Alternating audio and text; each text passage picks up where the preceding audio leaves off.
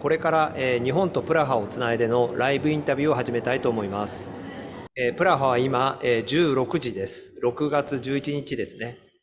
はい。私は今回のジャパン ECR ブースのキュレーターの杉山至と言います。よろしくお願いいたします。まず最初にこのライブインタビューの趣旨について説明いたします。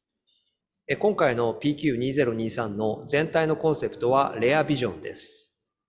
私たち日本チームはこれを受けて2つの言葉を選びました。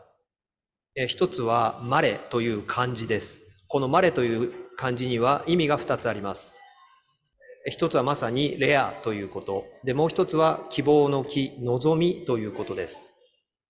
パンデミックの後の混沌とした世界の状況の中にあっても、希望を持って未来へ進んでいこうという思いを込めました。もう一つはつながる、コネクトということです。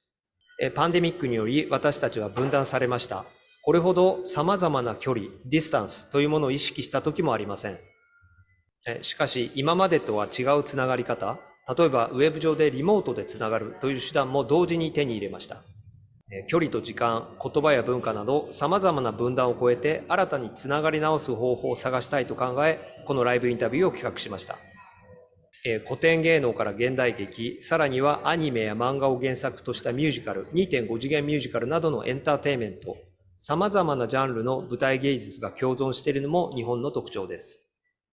このような状況の日本の舞台芸術シーンで活躍しているデザイナーの方15人に、このマレということとつながるというテーマに沿った作品を紹介していただき、生の声を届けるというのが今回のこのライブインタビューの趣旨になります。では、早速始めたいと思います。今日は美術デザイナーの永田佳子さんです。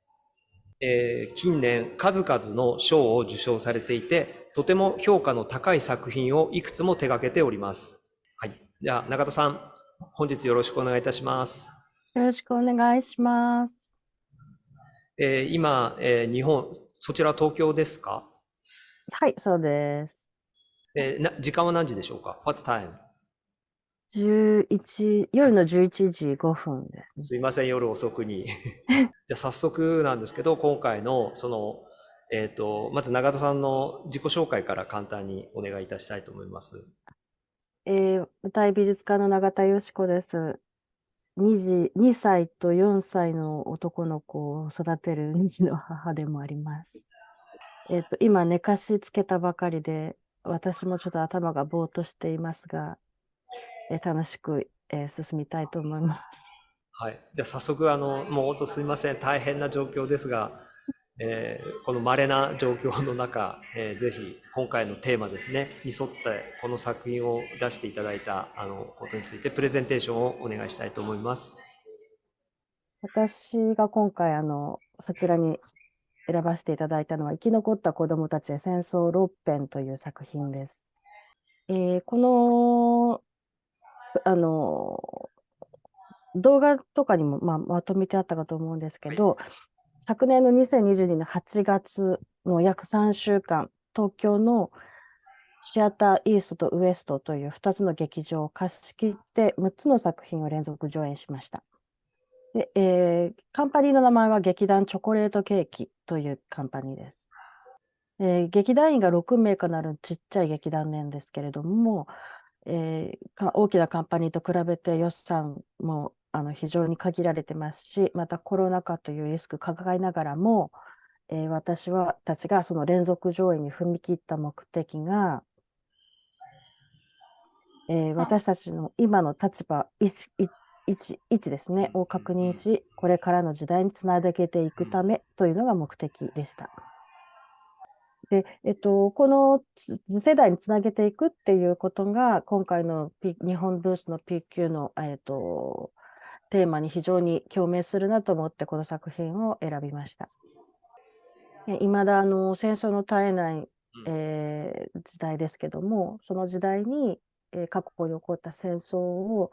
いろんな角度から、時間と場所と立場から切り取られた6個の作品を並列させることで、その戦火に生きた人々のことを見つめ直して次に伝えることで、非常になんか重要なメッセージが伝えられるのではないかと思い、この講演をやりました。ちょっとここで簡単に作品のことについてお話ししても大丈夫ですか？はい、大丈夫です。6つの作品のうちに私が美術を担当した4つの作品を簡単に紹介します。これが追憶のアリランという作品になります。朝鮮半島、1945年8月の朝鮮半島が舞台です。日本の支配から解放された朝鮮半島で、その半島にいた、公人の日本人が、それまでとは反対の立場、裁かれる立場になってしまって、その一人の日本人官僚の目から通して語られる物語です。でいいですか？次が、ムイという戻っちゃった。ムイという作品で、これは、場所は日本です。で、永久戦犯になった陸上大佐の松井岩根という男の目から通した中国での戦火の話になります。で、実は、ごめんなさい。えーっと、この先ほどのアリランとはい。ムイは同じ舞台で行われてるんですけども、中身の、置き道具と言われる家具だけが変わることで、2つの作品を公演しています。で、この真ん中に海がこう分断したような海溝、溝があるっていうのが美術のコンセプトになるんですが、片方の方ではたくさんの本を積み上げて、その溝を、記録とか記憶をから通して、その溝をきちっと理解するということが一つのコンセプト。で、もう一つは、その溝を家具である椅子とか机をこうつなげることで、その溝を少しでもつなげようとする、舞台美術。見た目は同じなんですけれども、方法論を変えて、その海を分断している溝というものを見つめ直すということが、2つの作品の共通テーマになっています。この海溝のその色なんですけども、海洋汚染の写真をたくさん見て、その水に油がこう浮いて分離しているような下の参考写真があると思うんですけど、その色からこの色は抽出しています。とても次進んでいただいちゃって。うんうん。どうぞ。どうぞ。で大丈夫です。とても綺麗ですね。Very ありがとう beautiful。ございます。わあ。あと2作品あるんですけはい。ども、これが、帰還不能展という作品です。1950年代に、敗戦前ですね、若手のエリート官僚たちが、一つの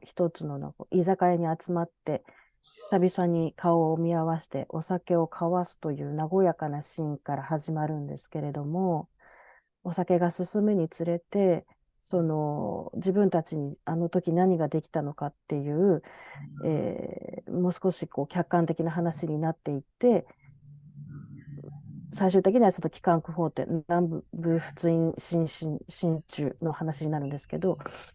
自分たちに果たしてあの時戦争を止めることができたのか、できなかったのか、個人として何ができたのかっていうことが語られていく作品になります。で、これは、エリート官僚たちが、あの時何ができたのかっていう、何かできただろうかっていうふうに、記録をこうずっと呼び起こしていくお芝居、劇中劇でそれを記憶を呼び起こしていくような作品なので、記憶ということと素材のサビがこう風化していくことをリンクさせていて、風化を止めることが自分たちができたのか、または風化させてはならない記憶もあるんじゃないかっていうことを素材のサビとリンクさせている舞台美術のコンセプトになります。これが模型と別の角度から見た、舞台写真になりますね。この4つがこう穴が開いていて、床のこのサビの部分もこう浮き上がらせるようなデザインになっています。で、最後がガマという作品になります。これは沖縄戦の激戦地である首里から数キロ離れたガマという、沖縄の人はガマというんですが、いわゆる洞窟の中での話になります。で、そのガマの中では、その兵隊さんでもなく、政治家でもなく、沖縄の市民の人たちが、自決をさせられるなど、すごく地獄絵図が今でも残って資料として残ってますけど、そういった記憶を闇の中で、これも見つめ直すという作品になります。でこれが別の角度で、放射線、舞台の一番公演の一番初めに真っ暗な本当に闇の中から始まるんですけど、その後にこう、大砲がガマの中に撃たれてこう真っ赤に染め上がるっていうシーンが本当の一番最初にあるんですけど、そこの中からこうお芝居が始まるんですが、その天井と床が、今隣にあるこれ工場で写真撮ったものなんですけど、マチエルがこう髪の毛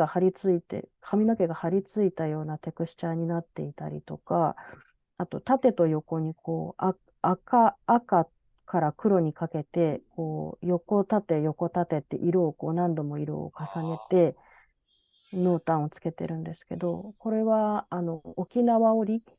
琉球織が横と縦でこう糸が織ってあるんですけど、そこからヒントを得て、その布地、本当に美しい琉球織が赤く血に染まっていくっていうようなところをイメージしながら、この壁を塗っています。簡単ですけど、4作品紹介させていただきました。はい、ありがとうございます。